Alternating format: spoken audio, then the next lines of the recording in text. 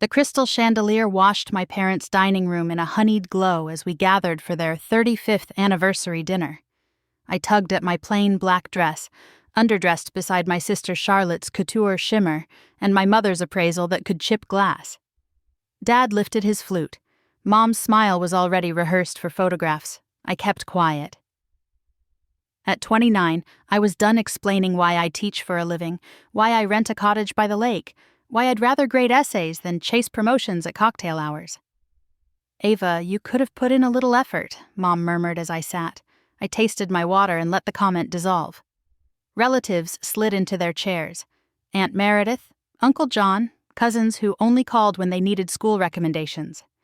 Charlotte checked her phone, waiting for a message from her fiancé, Charles, whose cufflinks probably cost more than my car. Dad stood. 35 wonderful years, he declared. And, as you know, Charlotte and Charles are marrying in 6 months. To make their day perfect, we've made a decision. Mom squeezed Charlotte's hand. "We're selling the lake cottage." My breath snagged. The cottage was more than shelter. It was my quiet, my garden, my desk by the window. "When?" I asked, steadier than I felt. "Papers signed tomorrow," Dad said, pleased. A developer made a generous offer. 3 weeks to move, Mom added, as if generosity were measured in calendar pages. The room hummed in approval. Charlotte's smile tilted. "It's not like you have much to pack." I folded my napkin and felt the folder in my bag press against my thigh, a contingency I hoped I wouldn't need. But they had planned the celebration, as always, around everything but me. I drove to the cottage that night, the road skimming the moonlit water like a silver seam. The porch light burned the way it always did, a lighthouse for one. Inside, the air smelled of cedar and lavender oil from the sachets my grandmother stitched. I set the folder on the kitchen table and let the stillness catch up to me. The folder held what my parents dismissed as sentimental clutter. Old letters, tax receipts, and, most important, the original deed from my grandmother Ada. Her looping script named me as inheritor if the house remained a sanctuary for study, craft, and kindness. I traced the sentence with my fingertips until the ink felt warm. Sanctuary, she had written, not asset. I made tea and walked the rooms, taking inventory not of objects but of hours. Mornings I read by the east window, autumns I canned pears. Winter storms I listened to the chimney sing. The small life I managed here was not a failure, it was a choice, and it was mine to defend. At dawn, I called the number on the developer's card. A brisk voice answered. "Emmett Quinn." "This is Ava Bennett, the cottage you've bid on. There's a complication. I have inheritance rights." I read the clause aloud. He went quiet, then cleared his throat.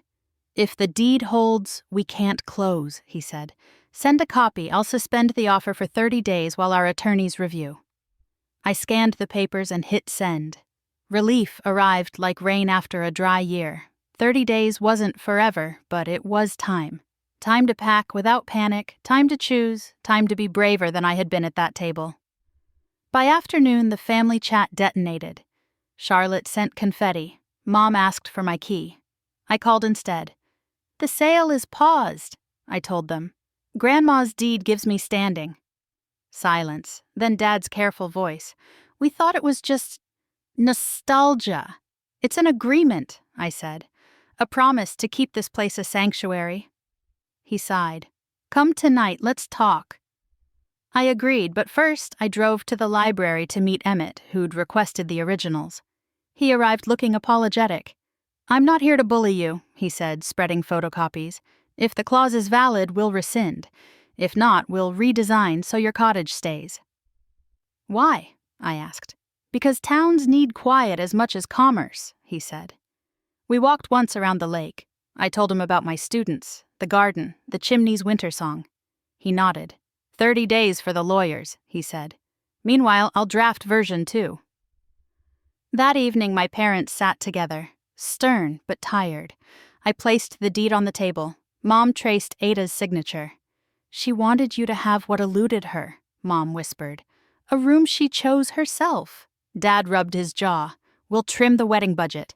I was foolish to mortgage your peace for a party." Relief and grief braided through me. "I'll still help," I said, "but not with the cottage."